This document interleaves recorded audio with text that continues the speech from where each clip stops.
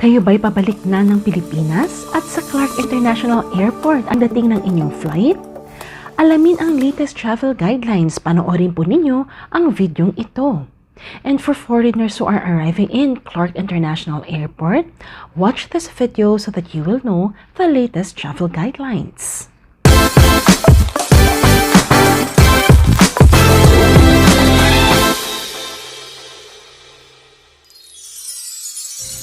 Excited na po ba kayong umuwi ng Pilipinas just like me? Few days ago, I have flown from the United Kingdom. Ang port of origin ko po is London Heathrow and then I transited via Doha, Qatar. Ang aking arrival airport is Clark International Airport. Iniisip niyo po ba ano ang mga latest travel guidelines? Ano ba yung mga dokumento na strictly they will actually ask from you? Yan pong ibabahagi sa inyo sa video ito so that you'll be prepared once you get back or arrive here in the Philippines at the Clark International Airport. Let's talk about the pre-departure requirements. What are those things na kailangan ninyo bago po kayo lumipad or before your flight? Bago po kayo lumipad or before your flight, these are the documents that you have to complete. Number 1 po, ang unang hahanapin sa inyo ay ang One Health Pass. There are 2 steps on how you can complete this. But what you have to complete at least 3 days before your departure is the registration part for the One Health Pass. Mag-log in lang po kayo dito sa website na ito. And for complete details and guidelines, please watch my video, specially dedicated for One Health Pass registration and how you can also complete the second part. The second online form that you have to complete is the Red Cross ECIF. If you're flying to Clark International Airport, then you have to complete this Red Cross ECIF. Sa ibang airport po, they complete different ECIF, but for Clark, ito po ang kailangan nating i-complete. At the end of completing the form, you will be given a QR code that you have to present from the airport of origin and once you return back to the Philippines at sa Clark Airport itself. And to help you prepare the Red Cross ECIF, I prepared a video guide that is step-by-step so that at least you know ano po ba yung kailangan yung gawing mga hakbang para maka-generate kayo ng Red Cross ECIF QR code. Panoorin nyo lang po ito from the link that I'll mention on the description box or from the list of videos that I have from my YouTube channel. At syempre, pangatlo po, do not forget any online form that the country of origin requires you to complete before you depart. In the UK po, for example, kailangan po namin mag-complete ng UK locator form before we actually depart from the country. And hahanapin po ito usually sa airport. Usually po, itong mga online health form from the country of origin, time or hour sensitive po ito. So it means that you cannot just complete it anytime. Unlike po yung mga forms natin from the Philippines, kumbaga po, you can complete it 3 days before. Yung sa UK po, for example, ang specification is 48 hours before the actual flight. So itatimingan nyo rin po kung kailan siya dapat i-complete. Last but certainly very important, the fourth one will be the requirements for the country of transit. So you have to ensure you prepare before you depart. Ano ba yung mga kailangan nila para at least you will not be stressed while you are in the airport? Number 1 po, do you need an RT-PCR test at yung documents that says that you are negative or you have negative results for COVID-19? If, for example po, yung country of transit niyo ay nagre-require nito. Example, ang Dubai. Kapag sa Dubai po kayo nag-transit like ako supposed to be, dapat may RT-PCR documents po kayo proving that you have negative results. Pero since ako po ay na-change yung flight ko into Qatar Airways, so sa Qatar na po ako nag-transit and hindi naman po sila nag-require sa seafarer ng RT-PCR test. So I did not have to go through as originally planned. Bakit po ito importante? Kasi pagdating nyo sa airport, it's not a guarantee that they have a facility that will do the RT-PCR test. So what could possibly happen is you either change yung flight dates ninyo, mapopostpone po yun, or you have to pay a bit higher if it's done in the airport. So sana maiwasan po natin ito. Less stress and hassle. And of course, if you're fully vaccinated, please ensure that you have with you your vaccination card because they might be looking for this as a proof that you really are fully vaccinated. So yan po yung mga kailangan na documents that you have to prepare online. And at the same time, if you need hard copy, please ensure na may hard copy. At syempre, for the Red Cross and at the same time One Health Pass, you need the QR code. On the actual day of departure, from your point of origin or from your airport of departure, you will now have to complete the Part 2 of the One Health Pass. When you complete this One Health Pass Part 2, you will be able to retrieve or get a QR code that they will need from you once you arrive in the Philippines. Now, how do you complete this One Health Pass? In order for you to get a QR code, please refer to the link in the description box so that you can watch my step-by-step video vlog about how to complete the One Health Pass registration and also get a QR code. Or maaari nyo rin pong i-visit ang aking YouTube channel so that you can find it. Once dumating kayo sa transit airport, dalawang dokumento lang naman po ang hihingi nila sa inyo. Number 1, ang inyong passport. Number 2, ang inyong flight ticket. And just make sure you are at the boarding gate on time. Once you're on board the flight from your airport of origin to Clark International Airport, meron pong ibibigay sa inyong custom declaration form ang flight attendant. Kompletuhin nyo na po ito, ilagay nyo po sa inyong pasaporte nang sa gayon once you're already there at Clark International Airport, nakaprepare na po ito.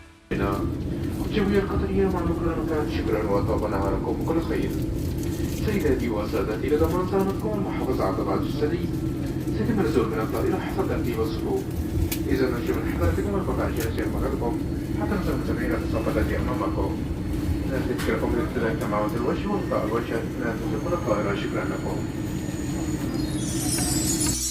And finally, touchdown Clark International Airport. Yay! At once dumating po tayo sa Clark International Airport, checkin na po ang mga documents required. Pagdating namin sa Clark International Airport, ang mga OFWs po ay pinauupo sa isang area kung saan po mag-iintay ang bawat isa sa briefing at habang nag-iintay, kailangan i-ensure na ang mga dokumento na kinakailangan ay kompleto. Ang mga foreigners naman po at returning Filipinos na non-OFWs ay pinapaupo naman po sila sa isang area para nang sa gayon ang mga kailangan na dokumento sa kanila ay ma-process din po. Naghihintay na lang kami ng aming briefing. Masasabi ko po na napakaayos po ng arrival process ng Clark International Airport. May social distancing at maintain po ang proper health protocol. So kudos, Clark International Airport. Hi everyone, I just arrived from my flight from London, then transited through Doha, Qatar, here in Clark International Airport in Pampanga, Philippines. Along with the other OFWs, both sea-based and land-based, we are all here gathered in one area of the Clark International Airport so that we can ensure that we will be attending the briefing and also complete all the documents required from the departments as follow. Ayan, magsisimula na po yung briefing. Let us listen to it. Department of Tourism, Marina, and the PNP po. Welcome home. Welcome back. I hope everyone is doing well. Kumusta po kayong lahat? Malinaw po ba ako sa may likuran? Narinig po ako? Okay lang po tayo dyan? Okay. Alright. Sige po. Kindly please check with you right now that you are holding 4 documents or forms. Your first document po should be your...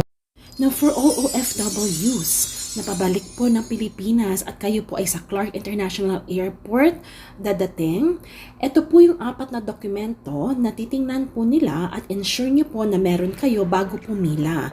So number 1, ang One Health Pass QR code. So, kailangan po, again, QR code siya at hindi na transaction number. Again, if you want to understand better, ano po bang pinakaiba ng registration ng One Health Pass at ganun din po ng transaction code at QR code, please watch my other video that will guide you step by step so that you can generate your QR code. So, number 1, One Health Pass QR code. Number 2, or the second document is the affidavit of undertaking na ibibigay po lang nila once we arrive or once you arrive there in the Clark International Airport. Number 3, bibigyan din po nila kayo ng arrival card. So this is the brown card that you have to present sa immigration. Kung wala po kayo nun, hingi lang po kayo katulad ko po. Nung una, ang binigay lang nila sa akin is affidavit of undertaking pero hindi po nila ako nabigyan ng immigration or arrival card. And last but not the least is yung pang-apat, yung kinumpleto po natin on board, which is the customs declaration form. So ito po yung 4 na documents that you have to complete and ensure na meron kayo before you actually line up from the first process until makakuha po tayo ng ating accommodation. So once again, let me summarize. Number 1, One Health Pass QR code. Number 2, affidavit of undertaking. Number 3, arrival card. And number 4, customs declaration form. And once you have this, pwede na po kayong pumila. Tapos ko na po yung aking affidavit of undertaking. Ang kulang ko na lang po is arrival card and I'm complete with the rest. May One Health QR code na po ako, may affidavit of undertaking, may customs declaration form, and tapos na po ang aking arrival card. Now with the rest of my documents, I'm ready. So I have to go now for the first process, and that is of course BOQ. Tara na!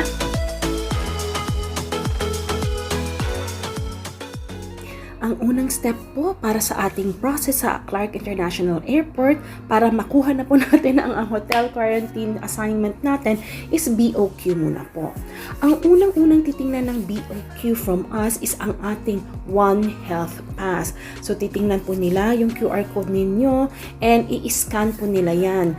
So pagka-scan po nila yan, meron po lang silang ginagawang kumbaga completing of forms from their side. And once they complete this, they will just check if you have the affidavit of undertaking in other forms, and then after that they will just simply tell you that this will be looked at on the next step or process, which is OWA.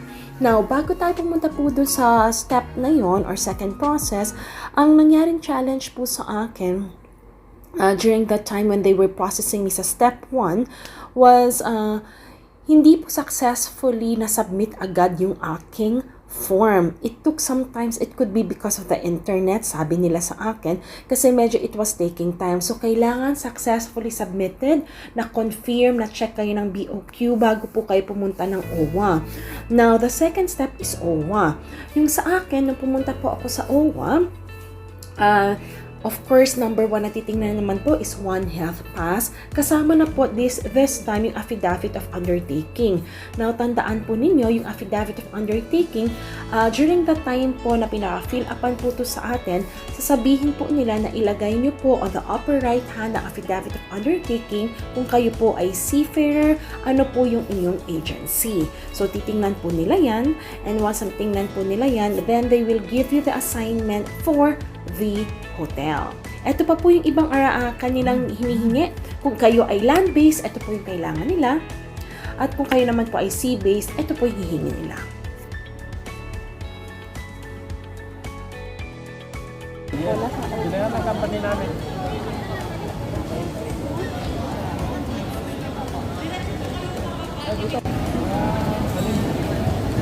Tapos hotel kami.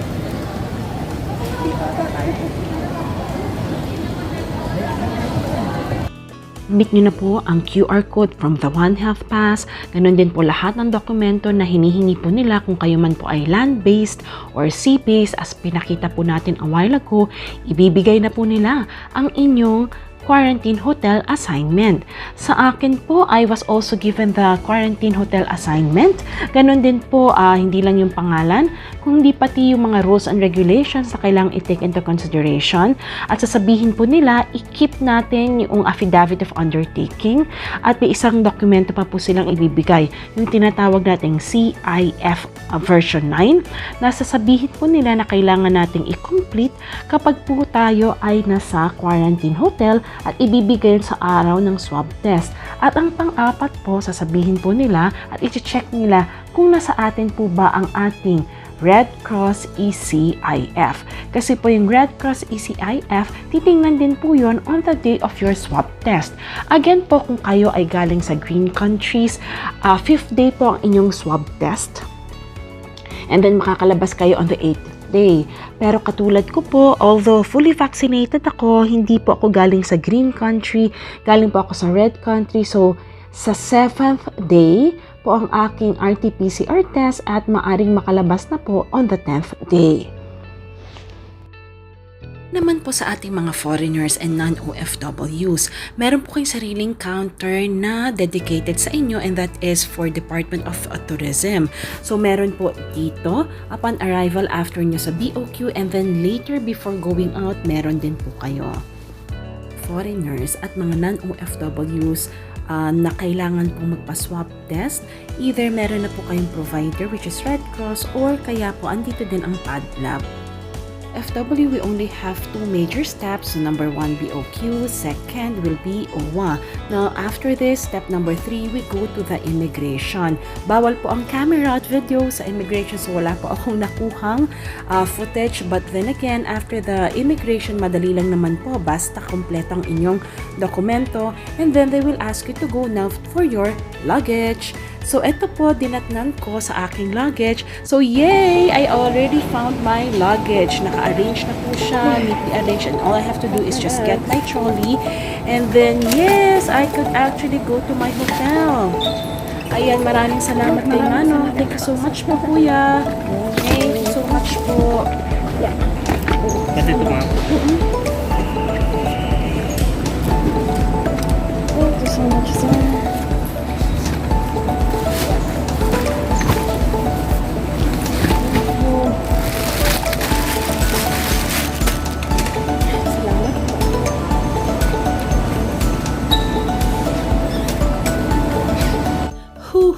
Finally, I'm so happy po. Ang bilis ko nakita ang aking luggage. I am very impressed with Clark International Airport po. Kung makikita po ninyo, neatly arrange agad po yung mga luggage. And at the same time po, madali mo makikita ang luggage mo kung nasaan. Ang challenge ko lang po, may ilang trolley. Yung trolley ko po unang nakuha. Actually, dalawa siya, sira yung handle, so I have to change it. Pero other than that, I'm quite happy naman po. If you're like me, it's your first time to travel and arrive in Clark International Airport, all I can simply say is there's no need to fear or mag-worry simply because they're very organized. Yung process po nila for OFWs and I see din po for non-OFWs and foreigners ay talaga po namang napakaayos. I hope this video also had helped you. At bago po nating tapusin ang videos, may few steps na lang po tayo na i-share po ako sa inyo. So kapag po tapos natin makuhang ating luggage, ang next step na po is we will just simply give our customs declaration form dito sa immigration as we exit. At ito po ang makikita natin just after the customs declaration box na nilagay po natin yung ating form. Meron pong dalawang lane kayong makikita, one for non-OFWs and foreigners at yung isa naman po sa OFW. Go to the left for if you are a non-OFW at sa ating mga OFW, go to the right. At dire-diretso na po tayo palabas hanggang makita na po natin ang gate at doon po tatanungin anong hotel po kayo naka-assign, and then there will be people who will be assisting you as you go out of the terminal. At ayan na po, ina-assist na po ako nila para po sa bus na maghahatid po sa akin sa aking quarantine hotel. Ano po ba yung quarantine hotel ko? Yan po ang malalaman po ninyo sa next video ko. So sabayan niyo po ako, samahan niyo po ako so that I could show you the quarantine hotel that was assigned to me here in Clark, Pampanga. So muli po, maraming salamat sa inyong pagsubaybay, and may this video had helped you, especially if it's your first time to travel and arrive in Clark International Airport. Ingat po kayo sa biyahe ninyo, at if you have some questions, please do not hesitate to message me at mag-comment po kayo dun sa ating comment box. See you in my next video as I share to you the features and at the same time what quarantine hotel I was assigned to. And if this video had helped you, especially if it's your first time to arrive in Clark International Airport, please click like, and I'm inviting you to please subscribe to my channel so that you can get updated with the next videos that I'm going to share to you. With that, everyone, this is Global Trainer Jamey Iris simply saying stay safe and see you in my next video.